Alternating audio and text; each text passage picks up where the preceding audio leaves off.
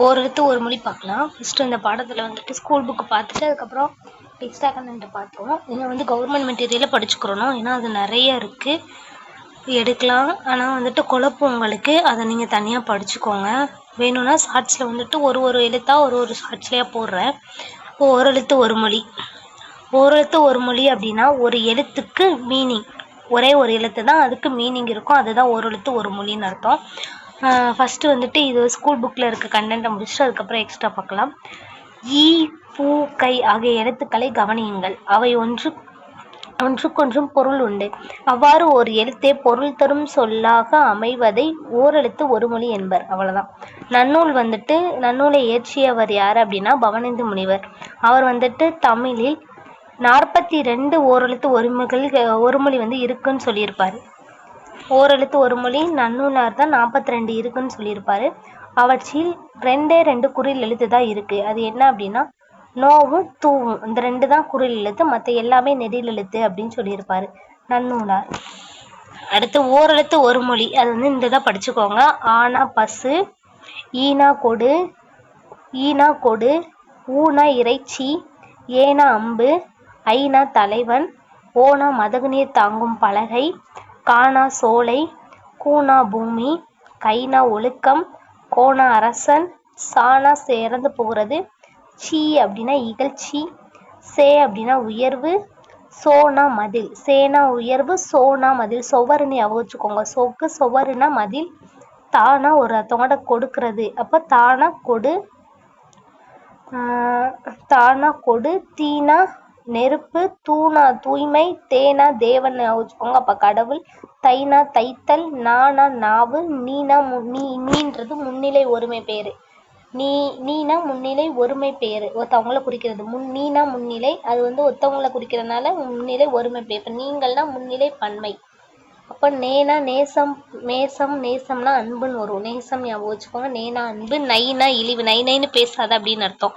அப்போ இழிவு. நோனா வறுமை, இது நோ ரெட்டை கொம்புனா வறுமை. இது நோ அப்படின்னா நோயின்னு அர்த்தம். ஒத்த கொம்புனா நோயின்னு அர்த்தம், ரெட்டை கொம்புனா வறுமைன்னு அர்த்தம். பானா பாடல், பூமி, பூனா மலர், பேனா மேகம், பே அப்படின்னா மேகம்னு அர்த்தம். பையனா இளமை, போனா சொல்லு, அதாவது செல்லு, போ தள்ளி போ அப்படின்னு சொல்லுவோம்ல, அப்போ செல்றதுன்னு அர்த்தம்.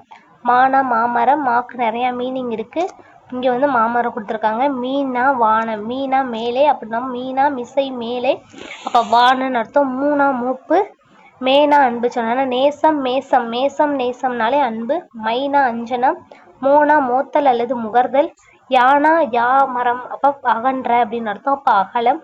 வான்றது அழைக்கிறது. வீணா மலர்ல ஒரு வகை, அலர் மலர், சொம்பல் அப்படின்னு வரும். வீணா மலர். வைனா வைக்கோல், புல்லு, அப்போ புல்லு. கவ் அப்படின்னாலே கவர் சொன்னா. நோனா வறுமைன்னு அர்த்தம், நோ அப்படின்னா நோயின்னு அர்த்தம். தூ அப்படின்னா தூய்மைன்னு அர்த்தம். இந்த தூனா ஒன்றுன்னு அர்த்தம். நல்லா ஞாபகம் வச்சுக்கோங்க, ஸ்கூல் புக்கில் இருக்குது.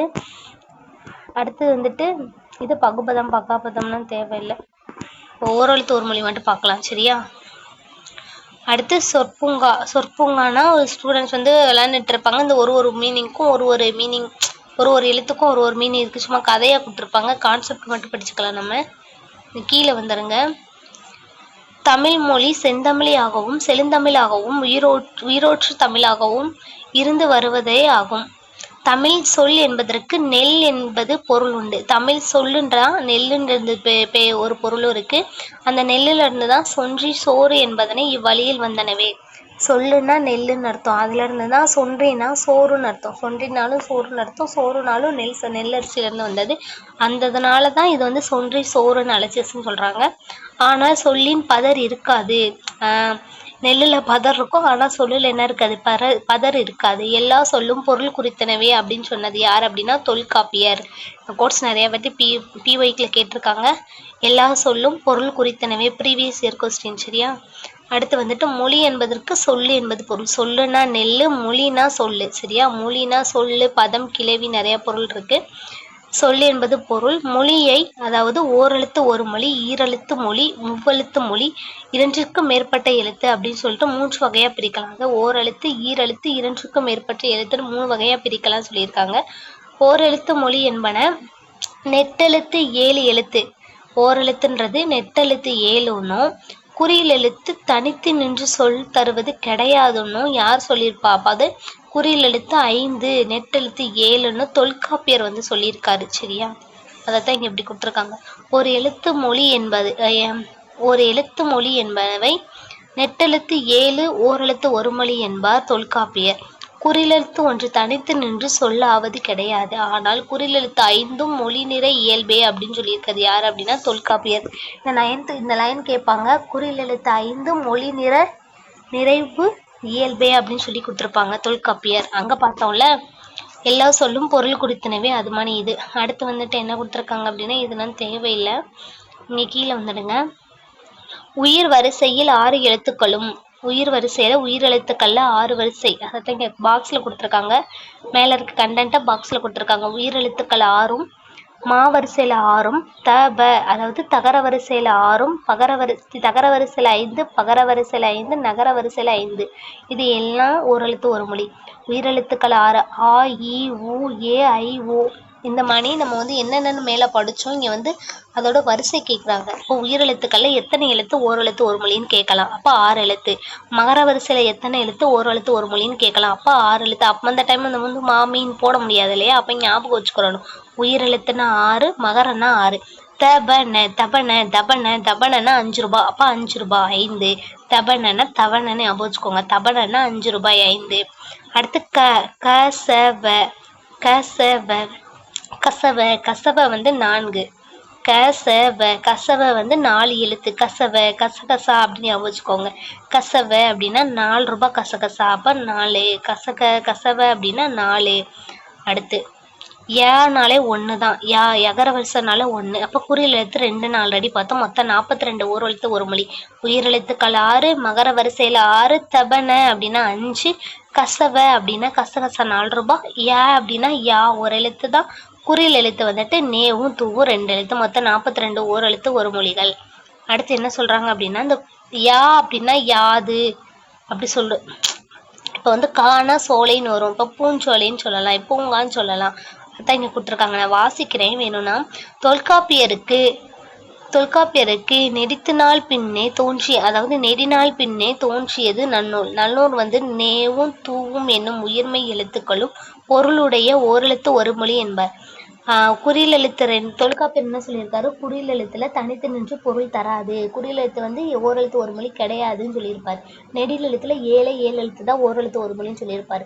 அந்த தொல்காப்பியர் தோன்றதுக்கு அப்புறம் ரொம்ப நாளுக்கு அப்புறம் தான் நன்னூலே தோன்றுச்சு. அவர் என்ன சொல்றாரு அப்படின்னா நேவும் தூவுன்ற குறில் எழுத்து என்ன பண்ணுது? ஓரெழுத்து ஒரு மொழி தான் அப்படின்னு சொல்றாங்க. எந்த ஒரு எழுத்து சொற்களை நாம் பயன்படுத்துகிறோம் என்பதனை நாமே காண முயலுமா? பூ என்ற ஓரெழுத்து ஒரு மொழி, காய் என்னும் ஓரெழுத்து ஒரு மொழி. இவை இரண்டுமே பூங்காவை குறிக்கிறது.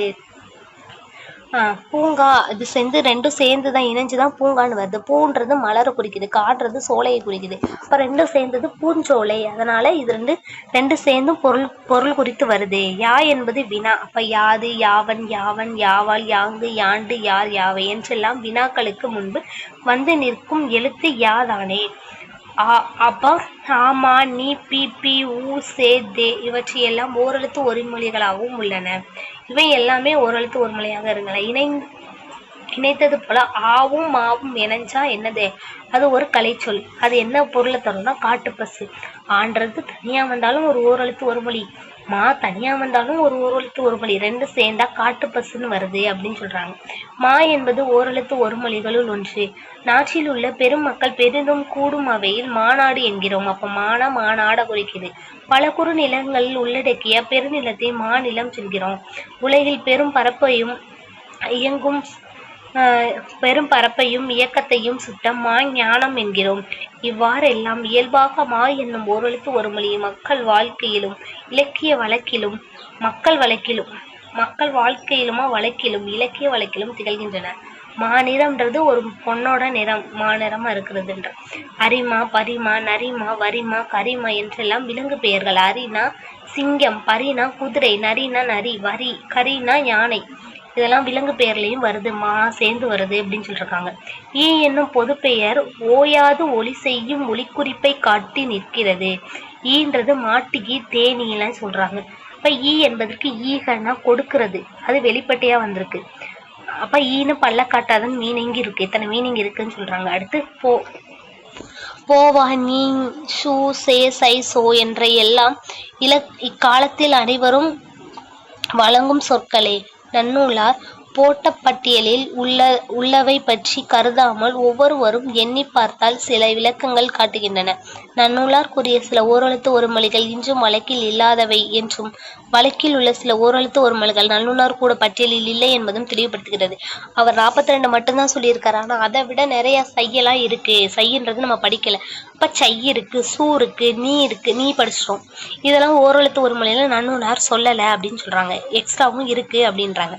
இன்னொரு வகையாகவும் பார்க்கலாம். ஆண் என்பதனை ஆ எனவும், மான் என்பதனை மா ஆகவும், கோன் என்பதனை கோ ஆகவும், தேன் என்பதை தே எனவும், பே என்பதை பே எனவும் ஆகியது. இவையெல்லாம் கால வெள்ளத்தில் கரைந்து தேய்ந்தன. எட்டத்தில் போகின்ற ஒருவனை ஏ என்று கூப்பிடுவோம். ஏ என்னோடு கூடு, பொருந்து, சேர் என்னும் பொருளை உடையது. ஏய் என்பதற்கு ஏ என்னும் வழக்கில் ஊற்றிவிட்டது. அம்பை ஏவு என்பதர் ஏவுதல் என்றும், அம்பு விடுதல் என்றும், ஏவும் அம்பு ஏ என்கிறது. அன்பு விரைந்து செல்லும் போது அவனை அந்த கடமைகளை புரிபவனை ஏ கலைவன் சொல்றாங்க. அம்பு விடைவனை ஏ கலைவனும், அம்பு கலை பேரை ஏ கலை என்றும், அந்த வல்லவை பெற்றவனை ஏ கலைவன் என்றும் பாராட்டுகிறது. ஏவு என்னும் சொல் ஏயாக மட்டுமின்றி எய் எனவும் ஆயிற்று. ஏ என்ற சொல்லு ஏ மட்டுமின்றி எய்யாகவும் ஆயிற்று. ஏவுகின்ற அம்பை போல கூர்மை உடைய முள்ளம்பன்றியின் பழம்பெயர் எய்பன்றி. முள்ளம்பன்றியதான் என்ன சொல்றாங்க? எய்பன்றி. அம்பு எய்பவன் எய்னர். அம்பு எய்கிறவங்க எய்னரனும், அதை மகளிரை எய்னியர் எனவும் சங்கப்புலவர்கள்லாம் சொல்லியிருக்காங்களாம். தமிழில் ஓரெழுத்து ஒருமொழி சொற்களில் பெரும் தன் மொழியின் பழமை, உயிரோட்டம், பெரு வழக்கு என்பனவற்றை கையில் கனியாக காட்டும். இத்தகைய தமிழ் மொழியின் சொற்களை மொழிப்பற்றை மீட்டெடுத்தலே வழிகாட்டுதெல்லாம் தேவையில்லைப்பா. இதை மட்டும் ஞாபகம் வச்சுக்கோங்க. இந்த ஓரெழுத்து ஒரு மொழியின் பாடனால இவரை சொல்றேன். செந்தமிழ் அந்தனர் அப்படின்னா ரா இளங்குமரனாரை சொல்லுவாங்க. இவர் ஒரு ஆசிரியர், நூலாசிரியர், இதழாசிரியர், உரையாசிரியர், தொகுப்பாசிரியர் என பன்முகத்திறன் கொண்டவர். இவர் எழுதின நூல்கள்லாம் என்ன அப்படின்னா இலக்கண வரலாறு, தமிழிசை இயக்கம், தனித்தமிழ் இயக்கம் உள்ளிட்ட நூல்களை எழுதியிருக்காரு. தேவநேய பாவாணர் நூலகத்தை இவர் கட்டியிருப்பாருன்னு நினைக்கிறேன். ஆமா, பாவாணர் நூலகத்தையும் திருவள்ளுவர் தவற்சாலையும் திருச்சியில் உள்ள அல்லூர்ல கட்டியிருப்பாரு. தேவநேயம் அப்படின்ற நூலையும் எழுதியிருப்பாரு. ஏன்னா இவர் தேவநேயோட ரொம்ப பிடிக்கும் வர, அதனால அவரை பத்தியே தான் எழுதியிருப்பாரு. தேவநேயரை பத்தி வந்தாலே ரா இளங்குமரனார் கண்ணை மூடிட்டு போடலாம். தமிழர்களின் தனி பெருஞ்சிறப்புன்ற நூல்ல இருந்துதான் இந்த பாடம் ஓரெழுத்து ஒரு மொழியை கொடுத்துருக்காங்க. இது ஓல்டு புக்ல சென்டென்ஸை கொடுத்துருக்காங்க. இது ஈஸி தான், பேசிக்கா இருக்கும். நான் கடுப்பது ஓர் எழுத்து, நான் கொடுக்கும் ஒரு எழுத்து. நான் ஒன்று கொடுக்குறேன் அப்படின்னா கை கொடுப்பேன், அப்ப கை. நான் அழைக்கும் ஒரு எழுத்து அப்படின்னா எதை அழைப்பேன்? வான அழைப்பேன். நான் வாயை திறக்க வைக்கும் ஓர் எழுத்து ஆன்னு வாயை திறப்போம். நாம் இகழும் ஓர் எழுத்துனா சீனா இழிவு, இகழ்ச்சி, அப்ப சி. நான் பறக்கும் ஓர் எழுத்து, பறக்குன்னா என்ன செய்யும்? பறக்கும் ஒரு எழுத்து ஈ தான் பறக்கும். அப்போ நான் வழி அனுப்பும் ஒரு எழுத்து செல்லுன்னு, அப்போ போனா செல்லுன்னு அர்த்தம். நெக்ஸ்ட் அரண்னா சோ, அரண்னா அரண்மனை, அப்போ சோனா மதில், அப்போ சோ. அரசன்னா கோ, தலைவன், ஐனா தலைவன், அரசன்னா கோனா அரசன். அன்பு அப்படின்னா அம்புன்னா ஏனா அம்பு, அன்பு இல்ல அம்பு எய்கிறது, அப்ப ஏனா அன்பு, அம்பு. தலைவன் அப்படின்னாலே ஐனா தலைவன், தீனா நெருப்பு. மலர் அப்படின்னா கீழே கொடுத்துருக்காங்க பாரு, மலர் அப்படின்னா பூனா மலர், ஞாபகம் வச்சுக்கோங்க, கீழே கொடுத்துருக்காங்க. அடுத்து காணா சோலை, தானா கொடுன்னு அர்த்தம், கீழே பார்த்துக்கோங்கன்னு சொல்றாங்க இருக்கான்னு. அடுத்து தைனா தைத்தல் அல்லது திங்களின் பெயர்னா திங்கள்னா மாசம் அர்த்தம். அப்போ மாசத்துல தை மாசம். பானா பாடல், வானா அழைக்கிறது, அப்ப வருக அல்லது அழைத்தல். ஆனா பசு. இது சொல்றேன். இப்போ உயிரெழுத்துக்கள் 6ல் ஓரெழுத்து ஒரு மொழி. ஆனா பசு, ஈனா ஈ பறவை அல்லது கொடு, ஊனா உணவு, ஏனா அன்பு, ஐனா தலைவன், ஓனா மகிழ்ச்சி அல்லது மகதக நீர் தாங்கும் பலகை. ஞாபகம் வச்சுக்கோங்க. புக்ல இருக்க கண்டென்ட்டை விட எக்ஸ்ட்ரா இருக்கும், அதனால கொடுத்துருக்கேன். அங்கே புக்கில் வந்து மதகுநீர் தாங்கும் பலகைன்னு கொடுத்துருப்பாங்க, இங்கே மகிழ்ச்சின்னு இருக்கு. அடுத்து தானா கொடுன்னு அர்த்தம் அல்லது தருதல்னு அர்த்தம். இங்கே அழிவு குறிக்குது, தாண்டுதல் குறிக்குது, ஞாபகம் வச்சுக்கோங்க. தானா அழிவு, தாண்டுதல், தருதல். தீனா நெருப்பு இனிமையா, தீனா இனிமையா, நெருப்பு இனிமையா. தூணா தூய்மை அல்லது பகையா, தூணா தூய்மை அல்லது பகையா. நேனா தேனா தேவன் அல்லது கடவுள் அருள். தைனா ஒரு மாசம் அல்லது தைத்தல். ஆனா நாவுன்னு வரும், நாவுன்னு வரும். இங்கே நாக்கு அயலார குறிக்குது. நீனா முன்னிலை ஒருமை. நேனா அன்பு சொன்னேன், அப்போ அருள் நேசம் பாசம் அருள். நைனா இகழ்ச்சி, இகழ்ச்சி. நோ அப்படின்னா துன்பம் வரும், நோயும் வரும். ஆனால் நோனா அங்கே நோய் படித்தோம், இங்கே நோயின்னு கொடுத்துருக்காங்க, பார்த்துக்கோங்க. வானா வருதல் அல்லது வீணா மலர் வரும், விரும்புதலும் வீணா விரும்புதலாம். வையினா வைக்கோல் போர் வரும், அதாவது வைதல் வரும், வைத்தல் வரும். கவ்வுனா கவரு வரும், அதாவது கவர்னா கைப்பற்றுதுன்னு அர்த்தம். அடுத்து ஒலிக்குறிப்பு, கவ்வுனா ஒலிக்குறிப்பு, வவ்வுனா ஒலிக்குறிப்பு, வவ்வாண்டு நாய் ஒலிக்குறிப்பு, அப்போ ஒலிக்குறிப்பு. யானா ஒரு வகை மரம் சொன்னேன், அப்பயோ இன்னொன்று அகலம் சொன்னேன், இங்கே யாவைன்னு கொடுத்துருக்காங்க, பார்த்துக்கோங்க, கிரீன்ஷாட் போட்டுக்கோங்க, படிச்சுக்கோங்க. மானா அழகு, மானா நிறைய பொருள் இருக்கு, மானா அழகு, பெரிய, மேன்மை நிறைய இருக்கு. மீனா உயர்வு, மிசை, மீனா மிசை, வான் உயர்வு எல்லாமே வரும். அடுத்து மூணா மூப்பு அல்லது முகர்த்தல் அல்லது மோப்பு அல்லது மூன்று வரும். மேனா அன்பு வரும், மேசம் நேசம் அன்பு சொன்னேன், இன்னொன்று மேம்பாடு. மைனா அஞ்சனம் அல்லது எழுத்து மை. மோனா மோத்தல், சாரி மோதா மூத்தல் உகர்தல் வரும். மூணா மூப்பு அல்லது மூன்று, சாரி மாற்றி சொல்லிட்டேன். பானா பாட்டு அல்லது அழகு. பூனா மலர் அல்லது பூமின்னு அர்த்தம், அப்போ புவின்னு அர்த்தம். மேனா மேகம், பேனா மேகம் பெய்யுது, மேகம் அல்லது நுரை, நுரை மேகம்னா நுரையா இருக்கு, அப்போ பேனா நுரை மேகம். பை அப்படின்னா இளமை அல்லது கொள்கலன், பை வச்சுக்கிற பொருள். அடுத்து போனா போதல் அல்லது செல்லு. கா அப்படின்னாலே சோலை அல்லது காத்தல், பாதுகாத்தல். கூனா நிலம் அல்லது பூமி. கையினா கை அல்லது ஒழுக்கம், உறுப்பு கை அல்லது ஒழுக்கம். கோனா மன்னன் அல்லது பசு, கோமாதான் சொல்லுவோம்ல, அப்போ பசு வரும். இன்னொன்று வந்து அரசன் வரும், அரசன் அல்லது மன்னன். சானா இறந்து போகிறது, அப்போ சாதல். சோறுதல், அப்போ சானா சோறுதல், சார்ந்து போய் உட்காந்துறது, சோறுதல். சீனா இகழ்ச்சி குறிப்பு அல்லது இலகுமி, இலகுமினா சீயா. சேனா அப்படின்னா சேனா உயர்வு அப்படின்னு அர்த்தம். இங்கே வந்து காளை மாடுக்கு சேதான் சொல்கிறாங்க, காளை மாடு சிவப்புக்குனாலும் சிவப்புன்னு சொல்லுவாங்களா, அப்போ சிவப்புனா சிவப்பு சே. சோனா மதில், இன்னொன்று நகரம். நே அப்படின்னா நோய் வரும், துன்பமும் கொடுத்துருக்காங்க, இங்கே நோய் படிச்சுக்கோங்க, அங்கே துன்பம் படிச்சுக்கோங்க, புக்கில் இருக்க மாதிரி. தூணா உண் அல்லது அசைத்தல். இங்கே வந்து எக்ஸ்ட்ரா கொடுத்துருக்காங்க, 42 ஓரல் தோறுமுன்னு சொன்னது நன்னூலார், அது இங்கே கொடுத்துருக்காங்க பெயர்களை. ஆனா 8 அழகு சிவன், ஞாபகம் வச்சுக்கோங்க. ஆனா ஒரு 8 நம்பர் மணி இருக்குது, அப்புறம் ஆனாலே அழகு தான். இன்னொன்று ஃபஸ்ட்டு எப்பயுமே யார், சிவன் தான், ஆதினா சிவன். அடுத்து ஈனா 1/2, அதாவது அரைப்பங்கு. தமிழில் அறையை தான் ஈ சொல்லுவாங்க, ஈனா 1, 2. 1/2ன்றது தமிழ் வடிவத்தை தான் ஈன்னு சொல்கிறாங்க, சரியா. ஈனா 1/2. அடுத்து ஊனா 2ன்னு அர்த்தம், ஊனா 2ன்னு அர்த்தம். ஈனா அரைன்னு அர்த்தம், ஊனா 2ன்னு அர்த்தம். இன்னொன்று வந்து ஆச்சரியம், ஊ அப்படின்னா ஆச்சரியம். ஏனா 7ன்னு அர்த்தம், நம்பரை மட்டும் கொடுத்துருக்காங்க. அதாவது இது இந்த கடலை உருண்டையை நன்காக சமைத்து ருசித்து சாப்பிட்டே நின்று அவன் கூறினான்னு போடுவோம்ல, அதில் தான் இந்த நம்பரை சொல்லியிருக்காங்க. கடலை உருண்டைன்றது 2வது எழுத்து, கான்றது முதல் எழுத்து, அப்போ முதல். உருண்டை அப்படின்னா உருண்டைன்னா 2வது எழுத்து, அதை தான் 2ன்னு கொடுத்துருக்காங்க. ஈனா அரைன்னு மட்டும் ஞாபகம் வச்சுக்கோங்க. அடுத்து ஏனா 7வது எழுத்து, கடலை உருண்டையை நன்காக சமைத்து ருசித்து சாப்பிட்டேன் என்றுனா 7வது எழுத்து, அப்போ ஏன்றது என்னன்றது வினா எழுத்து, அப்போ ஔ அப்படின்றது உலகம் அல்லது மருந்து, ஔடதம்னா மருந்து, ஔனா உலகம் அல்லது ஆனந்தம், ஞாபகம் வச்சுக்கோங்க, ஔனா உலகம் அல்லது ஆனந்தம். காண்டா இந்த கடலை உருண்டை, கடான்றது 1வது எழுத்து. அடுத்து கடவுள் அல்லது அக்னி வருமா. கீ அப்படின்னா இறைச்சல், கீனா கீன்னு இறைக்கிறது, அப்போ ஒலி. அடுத்து கவ் அப்படின்னா நீக்கு பற்று, ஒருத்தர் கவர்ந்துறது, கவ் அப்படின்னா கவர்றது, அப்போ பற்று, அவங்க மேலே பற்று வைக்கிறது கவ். நீங்கு அப்படின்றாலும் கவ்வு. சூனா சுகம் அல்லது மங்களம். சைனா அருவறுப்பு, சை அப்படி சொல்லுவோம்ல, அருவறுப்பு ஒலி. நே அப்படின்னா நேயம் அல்லது அருள் அல்லது நேசம், நேசம் அப்படின்னா அன்பு, அருள் அன்பு நேயம். பானா 100, ஞாபகம் வச்சுக்கோங்க. பா அப்படின்னா 100. பீனா பிறவினை விகுதி. பீன்றது வந்து பிறவினை விகுதியா. இம்முன்றது சந்திரன். மான்றது சந்திரன். தொடைக்கால் இல்லை, தொடைக்கால் இருந்தால் நிறையா மீனிங் இருக்கு மாக்கு. இங்கே தொடைக்கால் இல்லாட்டி சந்திரன். யானா 10. தொடைக்கால் இருந்தால் அகலம் அல்லது ஒரு மரம் அல்லது யாவை. வா அப்படின்றது 1/4 பாகம். ஈன்றது 1/2 பாகம். வான்றது 1/4 பாகம். அவ்வளோதான் முடிஞ்சு. இதோட இதை மட்டும் நல்லா பார்த்துக்கோங்க. ஆன்றது 8. அழகு சிவனை குறிக்கும். சிவன்னா ஆதினா முதன்மை. அப்போ ஆலா முதன்மை எழுத்து. அப்போ சிவன். ஈ அப்படின்றது 1/2.